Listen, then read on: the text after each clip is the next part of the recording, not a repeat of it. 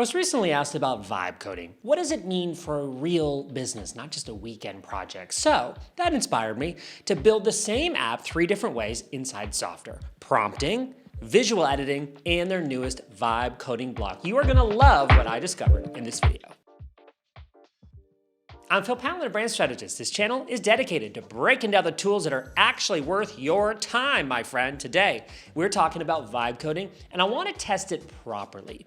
Not just a 5-minute demo for the sake of doing a demo. We're going to do a real build today, 3 different ways inside the same platform. This one, I'm partnering with Softr, but I want to be upfront. I only take on partners that I believe in and tools that I love myself. This one is definitely one of those. I absolutely love it. So let's get into it. Here's what I'm building today. My agency needs a client onboarding tracker, intake forms, a task checklist per client, and a dashboard that shows who's stuck and who's moving. So let's start with the fastest way to get there. Okay, I'm gonna prompt this straight into Softr's Co-Builder. Build a client onboarding tracker with an intake form, a task checklist per client, and a status dashboard. Now, before it builds anything, it asks me a few questions. Who's actually using this? Clients, internal team, or both? I'll choose clients and internal team. How should the intake form get submitted?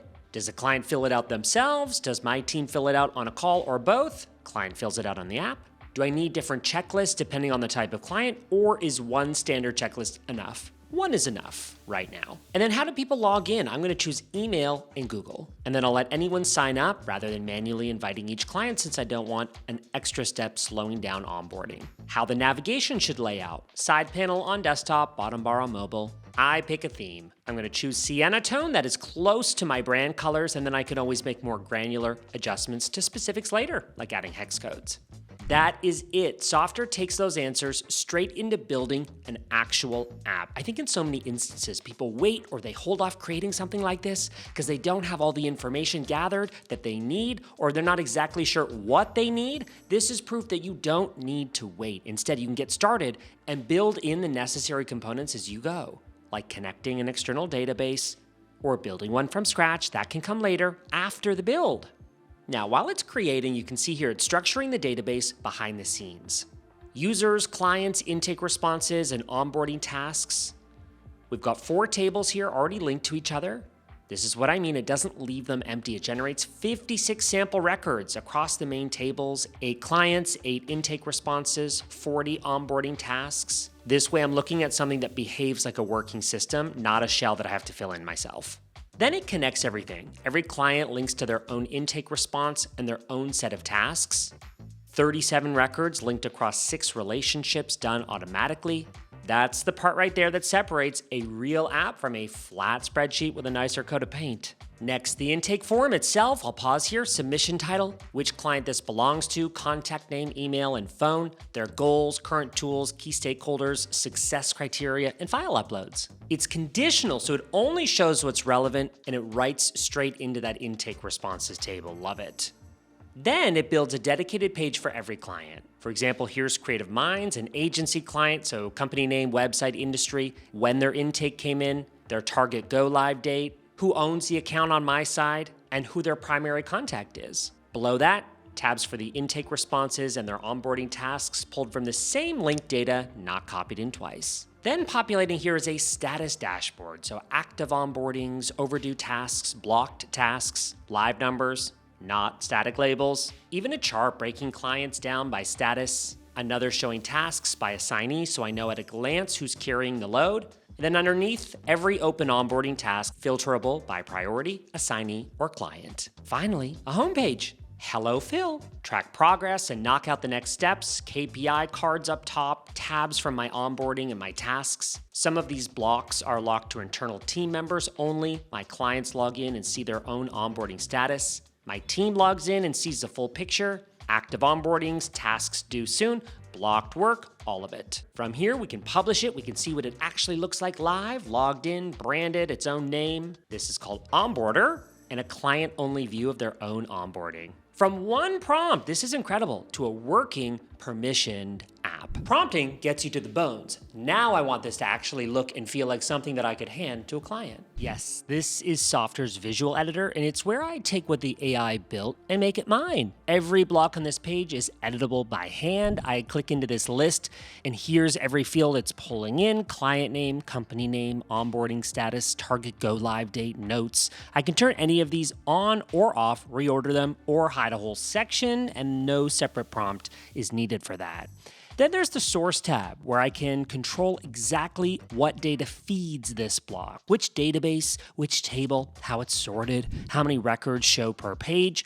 And here's the setting that matters the most for a client-facing app: record filters. I can restrict this so it only shows, say for example, relevant data, meaning each client only sees their own record, never someone else's, and never get my internal notes. Zoom out, and every page CoBuilder generated shows up here: status dashboard, intake, client details, clients, home. And if I've got more pages than I want scrolling through one long list, I can now group them into folders. This is a new feature. So a growing app still stays organized instead of turning into a wall of pages. And then finally here, there's the whole visual identity of the app: accent color, text color, background, surface, all editable here. As a branding person, I always appreciate this. Plus a theme library with over 30 pre-made themes if I want a faster starting point. They all look great, by the way. This is the part I think that separates a real business tool from a AI-generated mockup, which there are so many of them out there. Nothing here is locked to whatever the AI first generated. Fields, data, pages, colors, it's all mine to shape, and there's no separate prompt required. Prompting builds it, visual editing polishes it, and here's the part that most vibe coding tools don't have the answer for. I want one more thing this tracker doesn't do yet: a way to see every urgent task across every client in one place without digging through each client's page one by one. This is where Softr's vibe coding block comes in. First, I connect it to my onboarding tasks table, so it has some real data to work with. Then I type this directly into the page that I already built: show a list of tasks where priority is urgent, and highlight each one in red. And in a few seconds, there it is. Every urgent task pulled from every client: kickoff meetings, data migrations, final approvals, go live checks, all flagged in red, which is what I asked for, all in one list without having to touch a single setting in the layout around it. Isn't that awesome? Most vibe coding tools make you choose: stay inside their AI and lose control, or take manual control and lose the AI. Softr's vibe coding block lets you drop AI logic into work you're already building by hand without starting over. A tracker that flags problems is good. One that acts on them, that's better. This is Softr's native workflows, and it's the part most vibe coding tools skip entirely. I'm setting up an automation here. The trigger is going to be a client record gets updated. Okay, now I can set who gets notified. Now, before I can build the rest of it, I'm going to run a quick test so workflows can see real data from an actual client record. That's what lets me pull in specific fields next instead of trying to guess what's available. The client's account owner pulled straight from the record.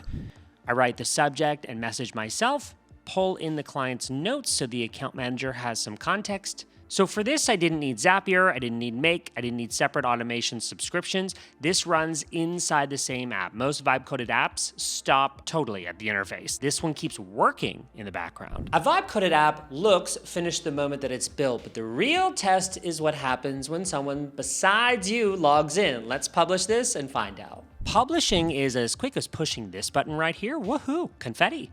And I want to show you now one thing that this tracker does that makes it exceptional. And that's having a way for each person on the team to see only the urgent work that's actually theirs without digging through every client's page to find it. Watch what happens when I switch who's logged in. As Lucas, he sees one urgent task. Switch to Ava, she's got none, and it tells her here that there's nothing urgent waiting on her. And finally, Jack has got one. So this is the same block, same page.